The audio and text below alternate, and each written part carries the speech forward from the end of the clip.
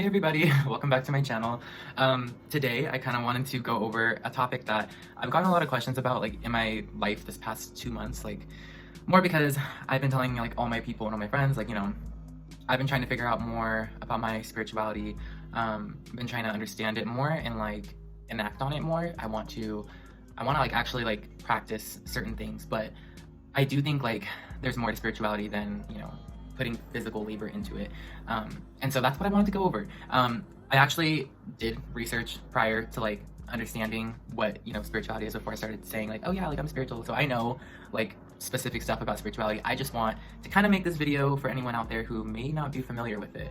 And then also kind of just give y'all my take on what I do and what I know about spirituality. So I also have some items here that I'm going to show y'all and like just be like, here's this. Like if you guys have these things, or not even have these things, I'm sure a lot of people do, but they play essential roles in what I do for myself. So I'm gonna go over them for y'all, but we're gonna start with a little bit of background on spirituality and what that even is.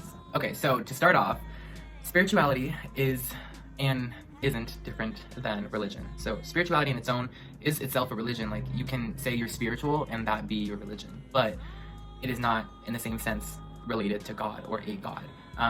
Spirituality can mean that you believe in energies, that you believe in something more than the human experience, something more than just sensory experiences. So it can be, more than just the idea that something good is out there. It could mean that you believe there is this energy that takes care of the world or takes care of you, and that energy is what you look up to as spirituality. So there's more to it, but that's kind of the idea, is that it's not a tangible thing.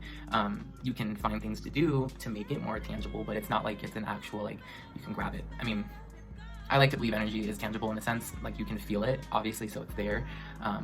But I have a different take on some of these things, but that's just the idea, is that it isn't the same as, saying, oh, like, I'm spiritual because I'm Christian. Like, no, like, you can be spiritual and also be Christian. That's totally normal. I just think that if you're going to say that you are spiritual, or you only believe in spirituality and you don't believe in like other religions, or you don't believe there's a God, then you must believe in something else. Like as in like there's something bigger than you, there's something, you know what I mean? So that's kind of the idea of spirituality, is that it is bigger than us, and we have this belief that there is more than just us. Like there has to be something bigger that's guiding us, or that kind of sense. But the more essential thing to understand about it is that it is about divine timing. It is about natural things. So, letting things go as they're happening.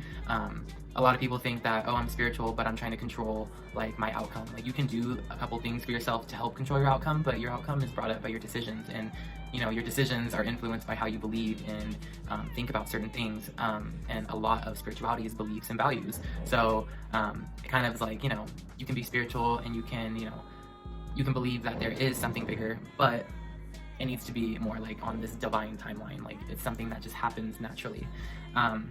I've been the type to like actually believe that you could like literally change your timeline, but I think we all have a timeline for us. It may not be like, set in stone, because things can change like at any moment.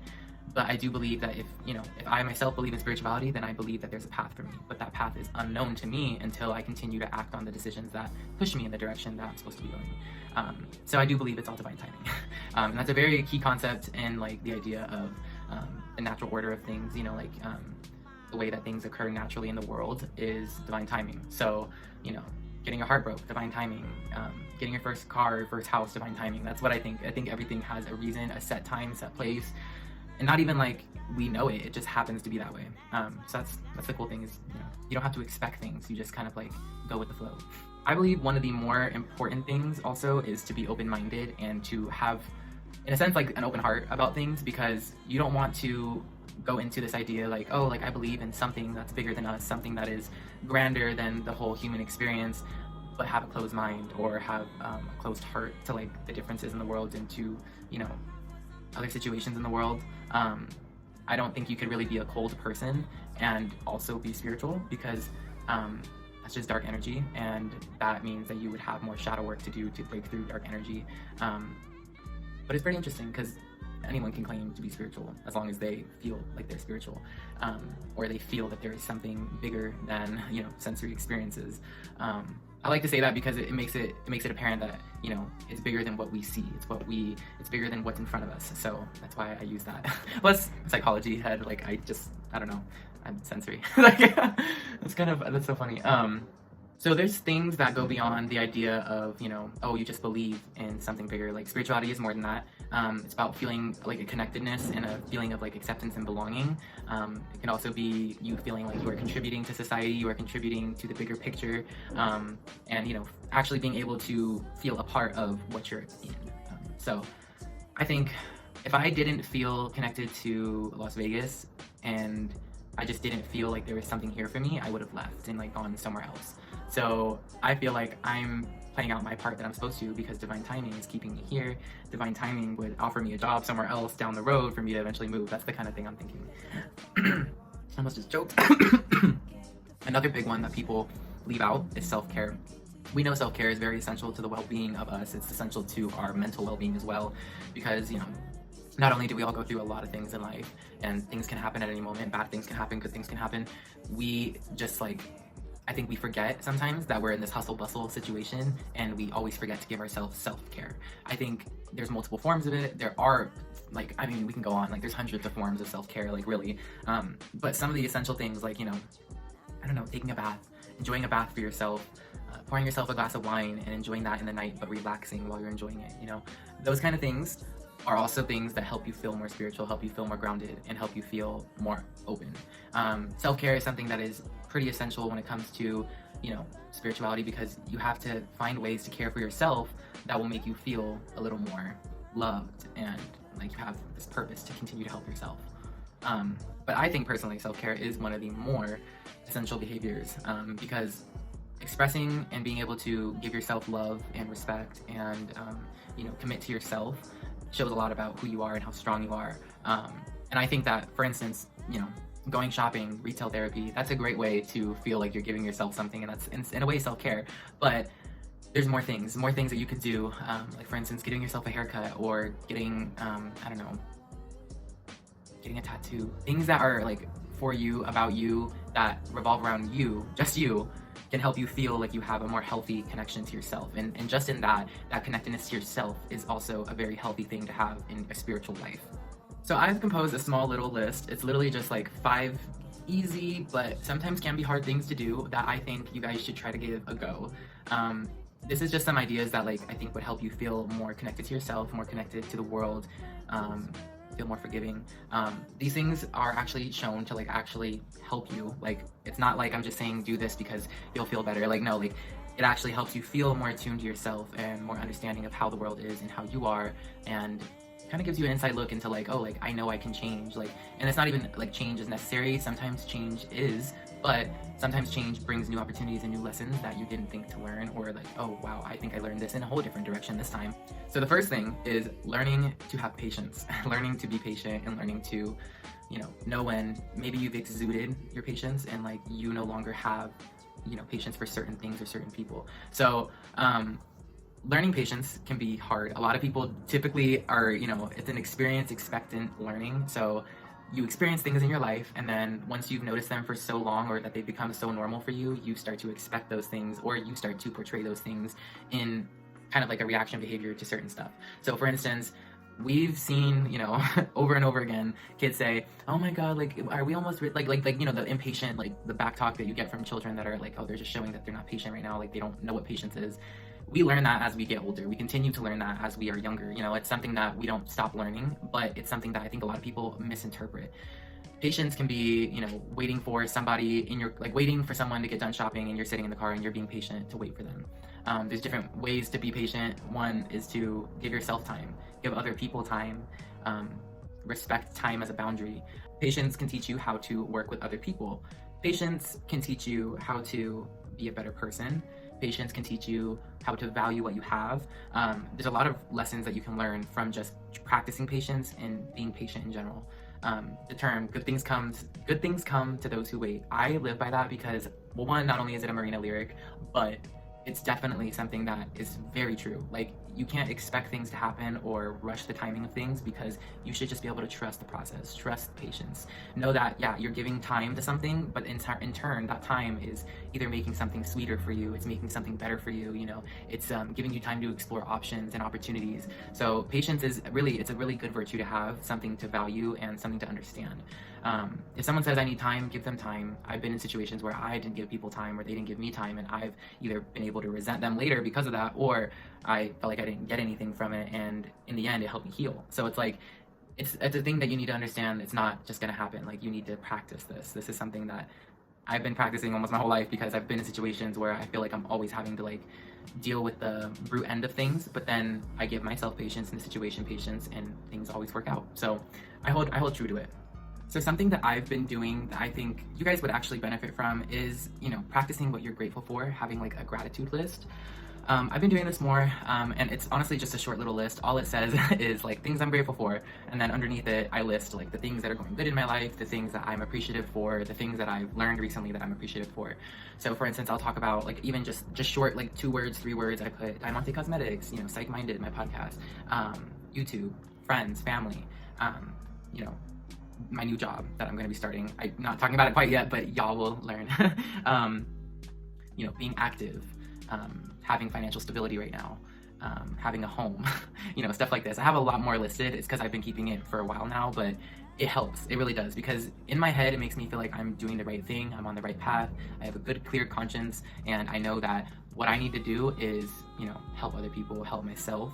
I have to obviously help myself before I help other people, but I have purpose in what I'm doing, and that purpose has been built from not only just, you know, being grateful for all the things that I have, and, you know, being happy about my accomplishments, but, you know, reminiscing in that stuff too. Being able to say like, oh, I did a great job on this, I'm so smart, like, you know, like stuff like that really helps boost how I feel, and in that sense makes me feel like the world is giving me good energy back. So it's all connected. Spirituality is connected to a lot of what you do, a lot of the good things and the bad things. It is connected to your actions, it's connected to your thoughts, it's connected to your groundedness. It's everywhere. So, and not only one is it everywhere, but energy is literally everywhere too. So it's like you're surrounding yourself in good energy is going to be rewarded back to you. That's what I like to think. Another one is learning to forgive, because I feel like I've had problems with this in my past. I've worked through it, and now I feel like I'm on this page where I don't have hate or ill will towards anybody. Like, even if you've done me wrong, and, you know, you should know that someone shouldn't like you for what you've done, I still don't have that feeling for them, because in general, I think it's better to move on and to forgive but not forget. Learn from something, take that with you, but not as in it's baggage, but as in it's a memory. You know, sometimes a lot of memories can feel like baggage. It can feel like stuff you're still working through, and sometimes it is. But I feel like once you've worked through something and you know the values that you're taking from that situation and you're putting them in your head, store it as a good thing. Because sometimes, you know, you can like, I've been guilty of this too, where I'll take an experience that I've been through. It may have been a bad one, and then it leaves a bad taste in my head, but then I take that same experience, reprocess it, think about it differently, and then I store it again as something good, something that I've learned. And usually when I do that, I feel like I've worked through that problem. So forgiving can have a lot of power, because it can help you feel like, you know, not only one, have I worked through an issue that made me feel so negatively or bad about myself, or maybe it was someone that did you wrong and you needed to be able to learn to forgive them.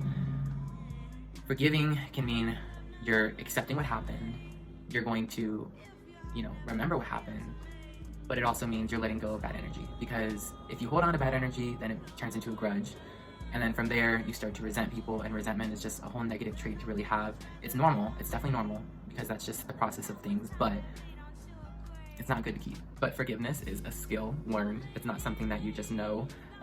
Sometimes people forgive the wrong people for even worse things, but then in the future they end up feeling so much better about forgiving, you know, that person, to move forward and move past it and to start something new, or to, you know, experience something new and learn from that new experience instead of holding on to the past. So I think forgiveness is a huge thing, you know, but don't let forgiveness be a weakness. Don't just forgive everybody because you feel like you have to. There are some things that are unforgivable, but I think if you want to have a clear conscience, then you should definitely learn to forgive at a more of an accepting kind of thing. Like, I accept it, I know this happened, I'll forgive the situation, but I'll never forget, and I'll never let that happen to me again. You know, that kind of thing. But that does in turn help you feel more connected to yourself and more awake about, you know, what your purpose is, when you're able to forgive and move past that and let new thoughts, new ideas, and new experiences carry you. All right, so I think this next one, is also a little hard for some people, but learning to be truthful and like actually staying truthful to people can be hard. It can be very hard, trust, because I used to be the type where, you know, just to get out of a situation or just to, you know, make the situation better than what it was, you know, you'd lie about it. That's just something that people would do. I used to lie a lot. And then now, like in the past year and a half, like I just have stopped. Like, it's like, yeah, you can have a little white lie here and there, but I think still those add to the negative things that you shouldn't be doing. It is hard though, because sometimes you're trying to not be truthful, to not hurt someone's feelings. Like sometimes people say stuff to say stuff because they don't want you to feel bad. They don't want you to take something the wrong way when in truth they mean something different. I just think, you know, it's better to have things said with truth than to have them come out later as a lie. I've caught so many of, not even just my friends, but people in general in the middle of lies. And it's just crazy because it's like they try to backpedal, and I think backpedaling makes you look even a little more like sus. Like I think personally, I like when someone's more honest and truthful with me about things up front, because then I can learn that that's something that they're always going to do, is be honest and truthful. And if they are, that's great, because then hopefully I'm not worrying about any lies in the future in that relationship or situationship or whatever the case is.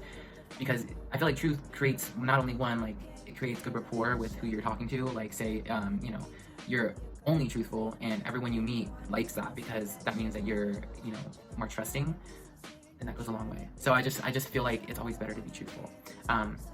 But that can take time to like actually be like, you know, in your head telling yourself, no, let's just tell the truth from now on. Like that kind of thing can be tough. I've been dealing with that for like a year or so, and I don't like I'm not out here like lying like crazy. No, like back when I used to a lot, you know, it was more like to avoid or to deal with something temporarily. But I think as I've gotten older, it's just better to be honest, because there's no point in trying to hide behind a lie, especially when eventually it can catch up to you. And then it's like, you're gonna ruin, or if not lose, the friendship or relationship that you had if you continuously lie. You know what I mean? Like people don't like liars, and that's just because life's too short to not tell the truth. I think telling the truth can really get you far. And if you ever get caught in a lie, you better tell the truth, because if you keep trying to play that lie off, people are gonna know, and they're gonna be like, wow, I don't like this person. And then that kind of creates like, you know, bad karma for you, because if you're constantly lying and deceiving people, that deceit is gonna come back to you somehow, and it's gonna get you somehow. And I just think it's better to be honest and be forward. It's actually taught me a lot of life lessons like that, like being honest and being forward has taught me a lot of things. And it's definitely taught me to value the people who are honest and forward to you back, because not a lot of people are going to tell you how it is. And if they do, that means they care, and that means that they actually want to help you do better. They want to see a change in you that I'm sure you might not even see yet.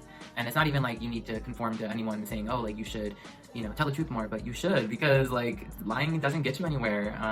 I've had people like try to, I've been in situations where I've had people try to like play off when someone has something in their teeth, and I'm like, oh my god, like you know they have something in your teeth, like bro, you have something in your teeth, like I'm gonna tell you.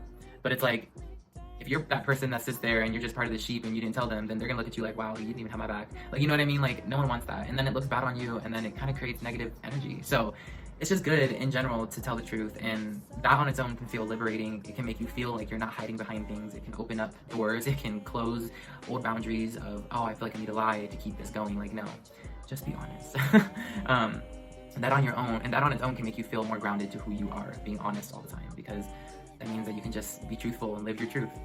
Now, the last thing I had written on this little list that I wanted to go over was listening to your instincts, listen to your gut, listen to your intuition. I am a pretty big astrology, zodiac believer, just because I believe astrology and spirituality have a really strong connection, and it makes sense to me.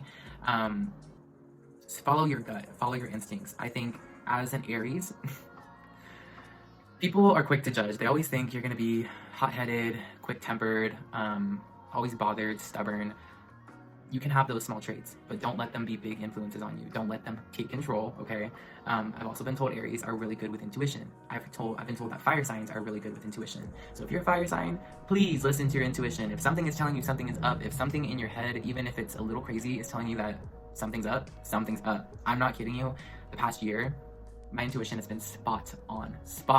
Like, I have story times for days, and it's just crazy how, because I didn't listen to my intuition, I didn't feel like myself. I didn't feel like I was truthful with myself. And then when I started listening to it, things started to unlock, things started to connect, things started to click. I think listening to yourself and listening to your gut can get you far.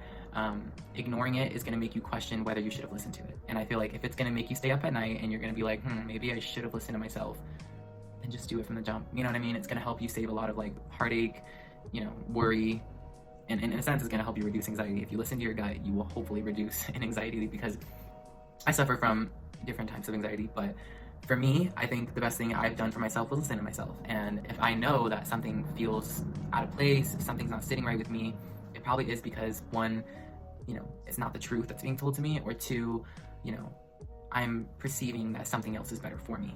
So I think it's very important to listen to your gut. But these things, these 5 tools that I've just talked to you guys about, are all very essential in helping you live like a healthy spiritual life, something that can make you feel more connected to yourself. Because in general, spirituality is the connectedness, the belonging, the feeling of, you're contributing to society, feeling that you are a part of this bigger, more divine, picture. I believe I have so much to offer the world that I will definitely be able to fulfill what I'm supposed to in my path.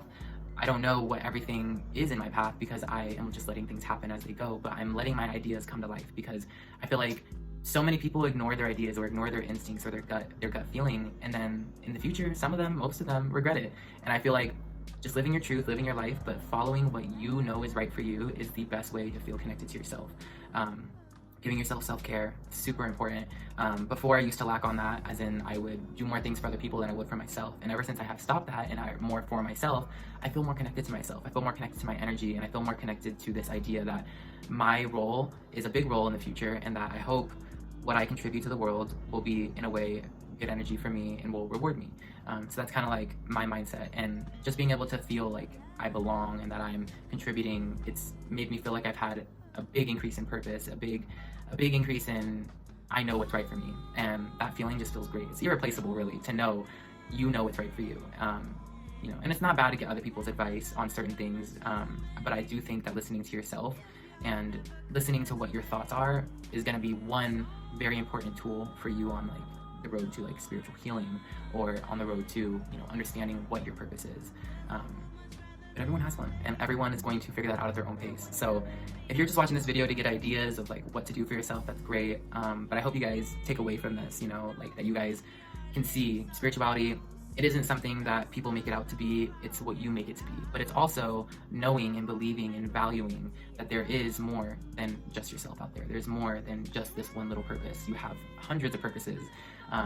And it's also believing that you are a part of something bigger than what sensory experiences can like bring to you. Okay, so I could go on for a long time, and I actually am probably going to be doing a spirituality, what is spirituality, this and that kind of podcast episode on my Psych-Minded page, on my podcast. But before I go, I wanted to go over just these little items that I use, and some people, I don't really care what you want to say. They'll be like, oh, like, you only have like a couple stuff that you use. It's like, no, a lot of what I use is mental cues. A lot of what I do is in my head, and that's why I follow and listen to myself, because I know what I'm doing for myself is helping. It's helping me feel connected. It's helping me feel like there's a bigger thing than just what I'm currently going through, So I have a couple things that help. One is I surround myself with what I make as like good talismans. I believe that I choose to do things for a certain reason. I went through an experience recently where I was like, you know what? I want to go find myself a cute bracelet. And the only thing that caught my attention at this one store that I decided to go into was this one. And I was like, this is so cute. I really want this. So I, that night, told myself while I was like looking at it, I was like, you know what? This is going to be a good luck charm for me. And this is going to bring me good luck, just in general. And literally, not kidding you, the same week after I started getting good news about, one, a new job, two, new exciting details of like, upcoming trips, like stuff that's just exciting and good, that I've only attracted good things since. And it may sound cheesy, but I do believe that like you speak energy into objects, and those objects can carry that energy and preserve that for you. And so like, I just feel like it's a good luck charm for me now. Actually, I don't take it off much often, and if I do, it's because I don't want it to get wet, I don't want it to break, but it's definitely with me. It's usually in my bag. But yeah, another thing, I have a dream catcher. This was given to me by someone who was in my life, and I have it next to my bed. I always look at it usually when I sleep, like it's usually the last thing I see because it's like so close to my bed. But this has honestly made me feel more comfortable in my environment. It's made me feel like there's, I don't know, just like good presence, good energy. What I like about it is it has little gemstones on here, each of them a different kind, and it just makes me feel like I have a good energy involved in my dreams. And you know, that's really what you put energy into. So I put energy into this object right here, and it's going to keep that energy and hopefully give me that energy back when I need it. And for this, being a dream catcher, while I sleep, it's giving me good energy. And also, you know, I've been told you can project energy into it. So say if you are having a bad dream, this dream catcher is going to absorb that negative energy and hopefully help you go back to something positive.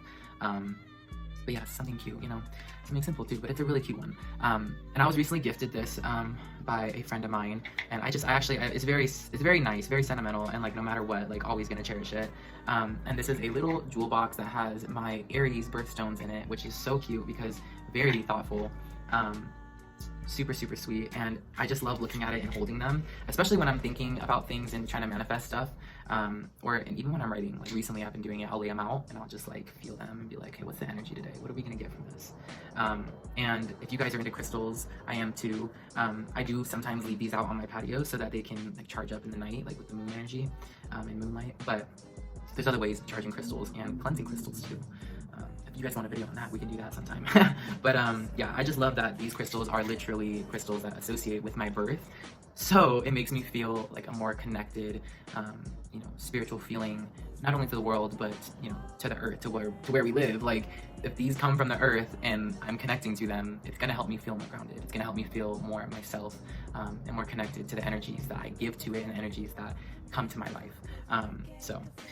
And then the last thing, I have this little incense box. I like to do incenses because I think, one, they're just great for like, well, one, making the house smell amazing, but two, I like to believe that they're good energy. It's like a little wand, you know, and every time you light it, it's gonna release this smoke, you know, that just makes the house smell so great. But it also is, in a sense, releasing good energy, and that's what I like to think. I also have this little sage here. It's just falling apart a little bit because I've burnt her a good amount. But I like to sage mostly now every month because I feel like energy can collect, and that collection of energy needs to be released somehow. So I like to do it every month now. I used to never sage, and then I started feeling just presences, like stuff that I just couldn't understand what else it would be.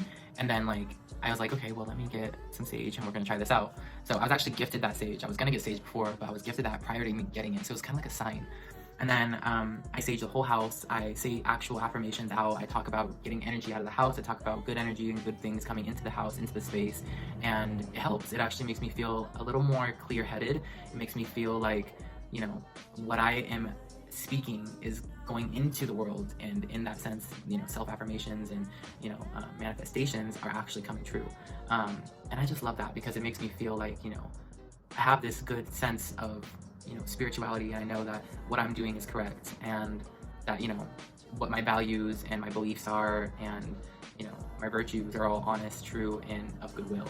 So I don't know, it's very fulfilling, like doing your own thing to help with your own spirituality. So if you have other things that you guys do that help you feel more connected with yourself, with the world, with the energies out in the world, with this bigger idea of divine timing and, you know, the natural order of things, and let me know what you guys do. I don't know, it's very fascinating, and there's just so much about spirituality that we can talk about, that we could literally talk about it for episodes and episodes or hours and hours. Like, great stuff.